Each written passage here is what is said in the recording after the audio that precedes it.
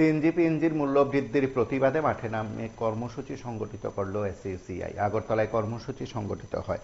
সংগঠনের উদ্যোগে বটতলায় কর্মসূচির অঙ্গ হিসাবে প্রতিবাদ সভা অনুষ্ঠিত হয়েছে এবং এই প্রতিবাদ সভায় তারা তাদের বক্তব্য রেখেছেন। নেতৃত্বের দাবি যে বারবার সেখানে সিএনজি পিএনজি দাম বৃদ্ধি পেয়েছে। বর্তমান সরকারের সময় কয়েক গুণ বাড়িয়ে দেওয়া হয়েছে সিএনজি পিএনজির দাম।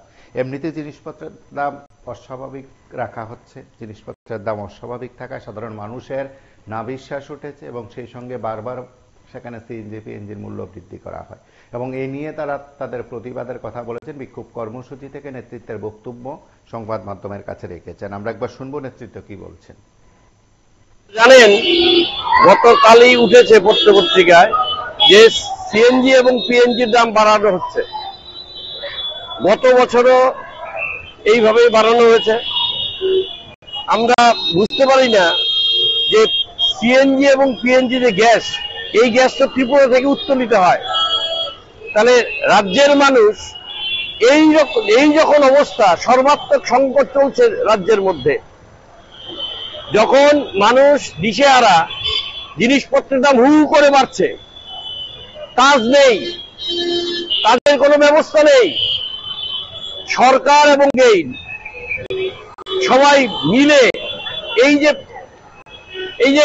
যে এত বড় একটা আক্রমণ করলো সাধারণ মানুষের উপর, এর বিরুদ্ধে এসইউসিআই কমিউনিস্ট দেশের একমাত্র গরিব সাধারণ মানুষের দল হিসাবে আমরা মনে করি এইটা শুধুমাত্র জনবিরোধী নয়, এই আক্রমণকে রোধ করা উচিত এবং রাজ্যের আগরতলায় এবং বিভিন্ন জায়গায় যেহেতু সিএনজি গ্যাস পিএনজি গ্যাস গেছে, এখন যাচ্ছে বিভিন্ন মহকুমাগুলিতে, আমরা মনে করি রাজ্যের সাধারণ মানুষ, খেটে খাওয়া মানুষ যেন এর বিরুদ্ধে ঐক্যমত হয়ে একটা দলমত নির্বিশেষে এর বিরুদ্ধে আন্দোলন গড়ে তোলে এবং এই আন্দোলনের মধ্য দিয়ে সরকার এবং গেইলকে বাধ্য করে যাতে এই যে অন্যায় জনবিরোধী নীতি গ্রহণ করেছে তার থেকে সরে আসতে।